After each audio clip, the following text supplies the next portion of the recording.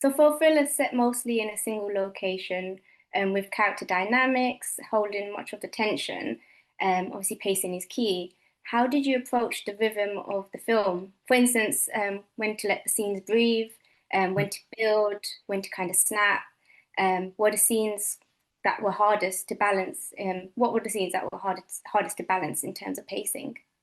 Well, everything in the house was hard to balance because you're in these kind of like very kind of close knit kind of like environments, and so once we were in the house, it was really tricky to get that balance and get that rhythm working.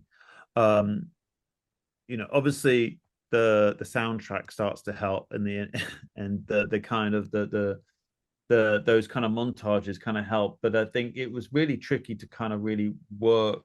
And it was, there's a scene in it called scene 62, which is like the one scene that they're sitting around that the table, and they're discussing what to do, or what's going to happen and what they're going to do. And that I shot that twice actually, because I wanted to do it again. And also like they an editing process was quite tricky, because it was just we couldn't get it quite right.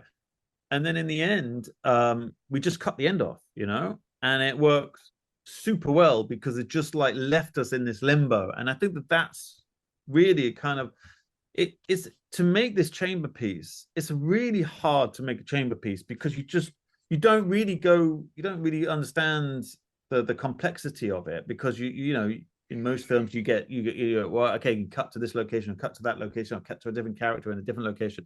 So that natural rhythm without going, but when you're in the same house doing the same thing, it's really tricky. So to keep it going it was really tricky.